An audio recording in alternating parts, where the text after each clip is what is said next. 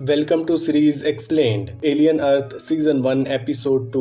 Episode शुरू होता है उसी पागलपन के बीच जहां एपिसोड 1 खत्म हुआ था। मॉइसन स्पेसशिप क्रैश हो चुकी है। प्रैगडी 1 टावर पर क्रैश का इम्पैक्ट इतना बड़ा था कि बिल्डिंग काफी डैमेज हो गई। सर्च और रेस्क्यू टीम पूरे वर्किंग में सर्वाइवर को ढूंढ रहे हैं। इस एपिसोड में ह्यूमन प्रैगडी कॉर्पोरेशन के बारे में ज्यादा पता चलता है। साथ ही पता चलता है कि कुछ एलियन स्पेशीज एस्केप हो गए हैं जो बिल्डिंग में कहीं छुपे हुए हैं। सर्च और रेस्क्यू टीम में हेरमिट, सेब्रीना और रेस्डी ये लोग शिप एक्सप्लोर करते हैं। कुछ डेड बॉडीज इन्हें मिलती हैं जिनके हाथ नीले हो गए हैं। इसका मतलब है वो क्रैश से नहीं बल्कि किसी टॉक्सिस से मरे हैं। उन्हें कुछ नोट्स मिलते हैं जिसमें लिखा होता है इंसिडेंट कोड 1562 और मेंशन है कि किसी का GI ट्रक में फॉरेन बॉडीज मिले हैं। जल्द ही क्लियर हो जाता है कि शिप पर जो था वो क्रैश से ज्यादा डेंजरस था। उधर ह्यूमन पहली बार प्रैगडी 1 के ऑपरेशंस का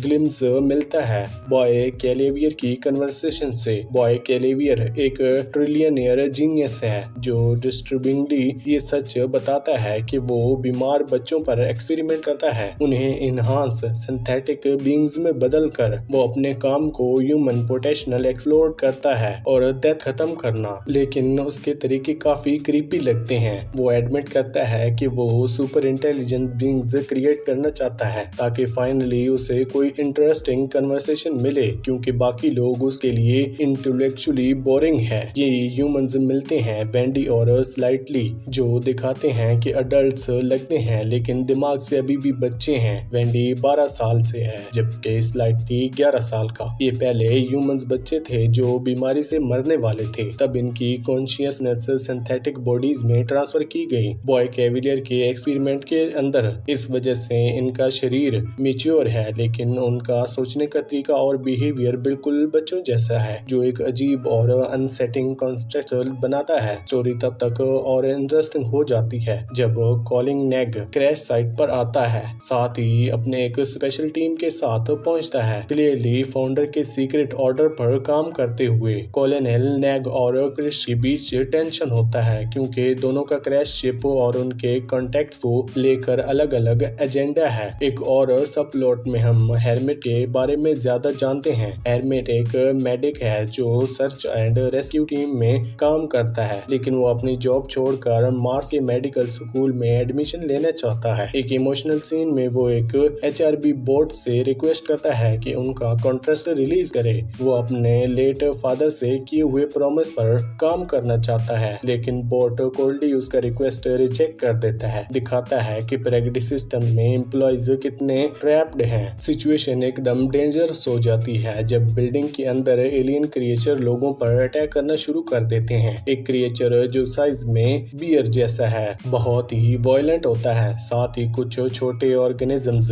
सिस्टम के थ्रू मूव कर रहे होते हैं। ये सब स्पीशीज रिसर्च विजुअल पर ट्रांसपोर्ट हो रहे हैं, लेकिन क्रैश के बाद बिल्डिंग के अंदर एस्केप हो गए हैं। अब एक क्लासिक हंट और सिचुएशन बन जाती है जो ओरिजिनल एलियन मूवी की याद दिलाती है। इस बीच एक कॉर्पोरेट पावर स्ट्रगल चल रही होती है प्रैगडी और यूटेनी के बीच। यूटेनी यहाँ क्लियरली वेलैंड कॉर्पोरेशन का रेफरेंस है जो ओरिजिनल फ्रेंचाइज में था। वेलैंड एक रिस्पेक्टिव डिमांड करता है उन्हें क्रैश साइट पर एक्सेस दिया जाए ताकि वो अपने प्रायोरिटीज स्पीशीज वापस ला सकें, लेकिन प्रैगडी उन्हें रिफ्यूज कर देता है। ये कॉन्फ्लिक्ट क्लियरली आगे भी चलेगा जहां दोनों कॉर्पोरेशन अपने इंटरेस्ट के लिए ह्यूमंस लाइफ को सैक्रिफाइस करने से कतराएंगे नहीं। एपिसोड का सबसे इमोशनल और सरप्राइजिंग मोमेंट आता है जब वेंडी अपनी असली आइडेंटिटी हेरमिट को बताती है। एक दिल तोड़ देने वाला सीन। वो उसे कहती है कि वो एक्चुअली उसकी बहन मेर्सी है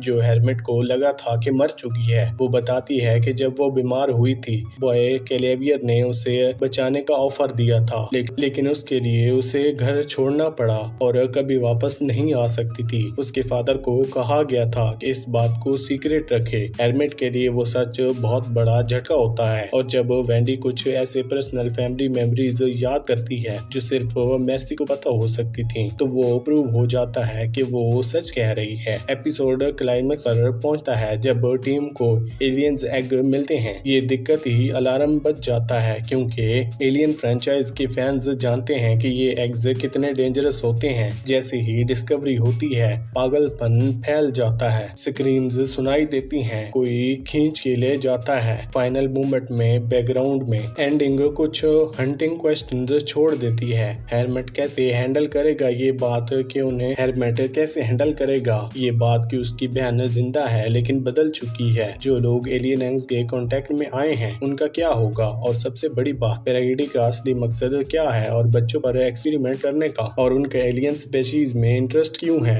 एपिसोड हॉरर को डीप थीम्स के साथ बैलेंस करता है। ह्यूमैनिटी, कोऑपरेट, ग्रीड और प्लेइंग गॉड के कॉन्सिक्वेंसेस, सिक चिल्ड्रन को सिंथेटिक बीइंग्स में बदल देना, कॉन्सिस्ट आइडेंटिटी और ह्यूमैनिटी के डेफिनेशंस बड़े क्वेश्चन उठाते हैं। ये बच्चे अपनी मेमोरीज और इमोशंस को रखते हैं लेकिन शरीर सिंथेटिक होता है, न पूरा इंसान न पूरा मशीन। इस एपिसोड की स्ट्रेंथ ये है कि वो पर्सनल और कॉस्मिक दोनों लेवल को कनेक्ट करता है। एलियन अटैक और कोऑपरेट गेम्स के बीच आर्मेट का ये डिस्कवर करना वेंडी एक्चुअली उसकी लॉस्ट सिस्टर है एक स्ट्रॉन्ग इमोशनल मूवमेंट बन जाता है। एपिसोड 2 का एंड हमें याद दिलाता है कि साइफाई हॉरर के बीच हमेशा इंसानी कहानियां होती हैं, खो जाने का दुख, रिश्ते, धोखा और ह्यूमंस।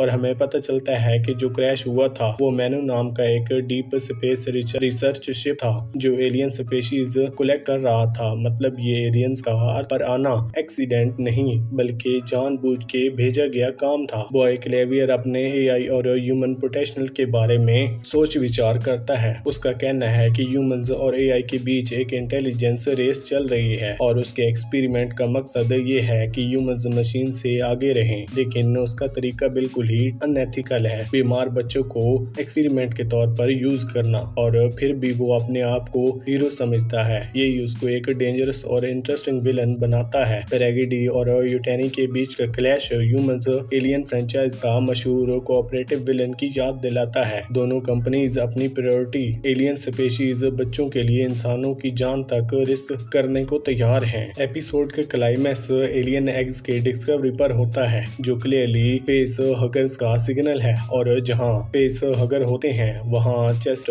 बर्स्टर्स और एलियंस होते हैं। हाई रेस बिल्डिंग और फ्यूचरिस्टिक सिटी का सेटअप इन एलियन अटैक को और ज्यादा स्कैरी बना देता है। सर्वाइवर्स के लिए ये एक ट्रैप बन गया है। इसी के साथ ये एपिसोड यहीं पर खत्म होता है। आपको कौन सी मूवी या फिर वेब सीरीज का एक्सप्लेनेशन चाहिए हमें कमेंट सेक्शन में जरूर बताना। वीडियो अच्छी लगी हो तो वीडियो को लाइक करके चैनल को सब्सक्राइब लाजमी करना। Thanks for watching.